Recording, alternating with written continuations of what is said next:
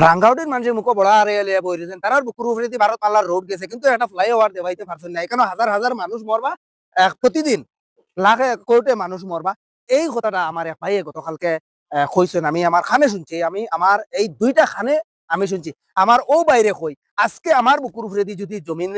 জমিন খুদন করিয়া খুদাই করিয়া যদি একটা রাস্তা বানাইয়া নেয় আর বরাহত করিয়া যদি একটা রাস্তা বানাইয়া নেয় আমি হয়তো এই রাস্তা নাও চলতে পারি কিন্তু আমেরিকার থেকে ডোনাল্ড ট্রাম্পও হয়তো এই রাস্তায় চলাচল করতে পারে তো আমার বাড়ির পাশে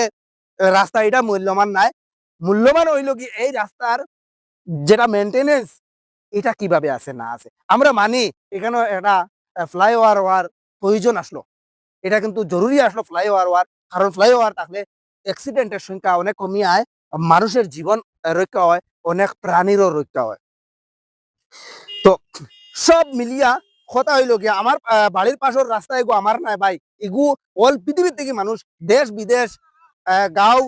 বিদেশ সব জায়গা থেকে ইয়া মানুষ এখানে চলাচল করতে পারেন তো এখানে মধ্যখানে আমরা পেয়েছি ভারতমালার যে রোড ন্যাশনাল হাইওয়ে সেটা তো এখানে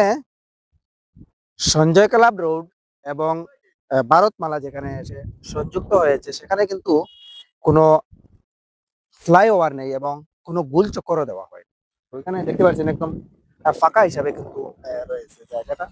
তো এখানে অনেকে ধারণা করছেন ভবিষ্যতে যখন এই রাস্তাটি চলাচলের তখন কিন্তু লাশের বন্যা বইতে পারে কারণ এখানে যে দুইটা রাস্তা রয়েছে দেখতে পাচ্ছেন এটা কিন্তু একদম সরাসরি এসে এই রাস্তায় সংযুক্ত হয়েছে এবং এই সাইডের যে রাস্তাটা রয়েছে দেখতে পাচ্ছেন এটাও কিন্তু সরাসরি ডাইরেক্ট এখানে এসে সংযুক্ত হয়েছে তো এদিকে আমি যদি ক্যামেরাটি ঘুরাই দেখতে পাচ্ছেন এই যে যে রাস্তাটা নির্মাণ করা হচ্ছে বর্তমানে অবস্থায় যে রাস্তাটার কাজ বর্তমান অবস্থায় চলতেছে সেই রাস্তাটা হলো একদম মানুষ বলে যে হাতের তোলার মতো সমান কিন্তু আমি বলবো হাতের তোলার মতো সমান নয় একদম সমান আর এই হাতের তলাটা কিন্তু তেমন সমান না এই যে একজন বাইক চালক গিয়েছেন আমার পিছনে আপনারা দেখতে পেরেছেন এই যে বাইক চালক যে গতিতে বর্তমান অবস্থায় এখান থেকে পার হয়েছেন তার চেয়েও অধিক অধিক গতি থাকবে গাড়িগুলাতে এই যে আমি দেখাচ্ছি এখানে দুইটি গাড়ি একসাথে যাচ্ছে আসা যাওয়া করছে তো এই যে গাড়ি যেগুলা এই যে আরেকটা গাড়ি এসেছে তো এই যে গাড়ি যেগুলা দুই রোডের গাড়ি যদি গতি একই সমান হয় তাহলে এখান থেকে প্রতিদিন হাজার হাজার লাশ নিয়ে যেতে হবে কারণ এখানে আমি আরো একটি বিষয় আপনাদের সম্মুখে তুলে ধরছি প্রতিটি মিনিটে অন্তত 2 থেকে 3টি গাড়ি ক্রস হয় এই এই জায়গার মধ্যে আপনারা দেখতে পাচ্ছেন আমি বর্তমান অবস্থায় দাঁড়িয়ে রয়েছি সেই দাঁড়িয়ে থাকা অবস্থায়ও অনেকগুলা গাড়ি কিন্তু এখানে আসা যাওয়া করছে আহ, আমি যদি মিনিটে 2টি গাড়ি বলি তাতেও কম হতে পারে কারণ এখানে যতক্ষণ ধরে আমি কথা বলছি এক একটি গাড়ি আসার 15 থেকে 20 সেকেন্ডের মধ্যে আরো একটি গাড়ি আসছে এরকম হচ্ছে তো আগামী দিনের জন্য এই জায়গাতে লাশের বন্যা হওয়া এটা কিন্তু কোনো মিথ্যা নয় যদি এখানে এর আগে একটি গোলচক্কর বানানো হয় অথবা মানুষ ক্রসিং এর জন্য যদি সুন্দর শৃঙ্খলা ভাবে করে দেওয়া হয় তাহলে আমার মনে হয় এখান থেকে যেটা অ্যাক্সিডেন্টের সংখ্যা সেটা কিন্তু কমিয়ে আসতে পারে তো আরো একটি বিষয় আমি আপনারা সম্মুখে তুলে ধরতে চাচ্ছি যে বিষয়টা হলো কয়েকদিন ধরে এখান থেকে অনেকেই অনেক ধরনের চেষ্টা চালিয়ে যাচ্ছেন যে এখানে ফ্লাইওভার হোক ফ্লাইওভার যদি হয় এই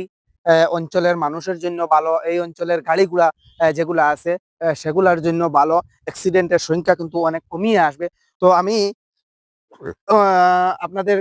আপনাদেরকে বলি এটা সময় কিন্তু পার হয়ে গেছে একটি ফ্লাইওভার দিতে হলে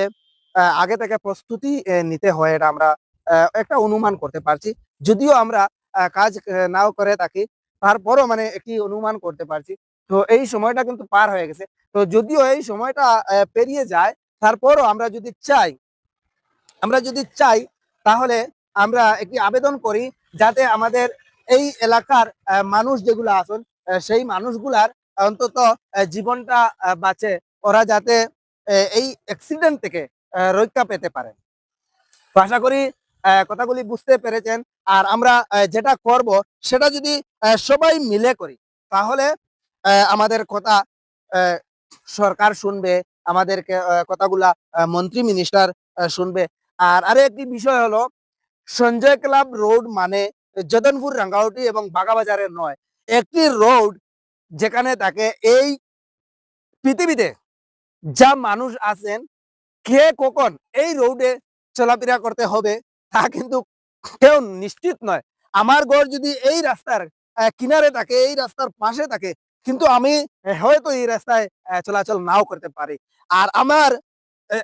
বাড়ির পাশে যে রাস্তা রয়েছে, সে রাস্তা হয়তো আমেরিকা থেকে ডোনাল্ড ট্রাম্প এসেও এই রাস্তায় চলাচল করতে পারেন।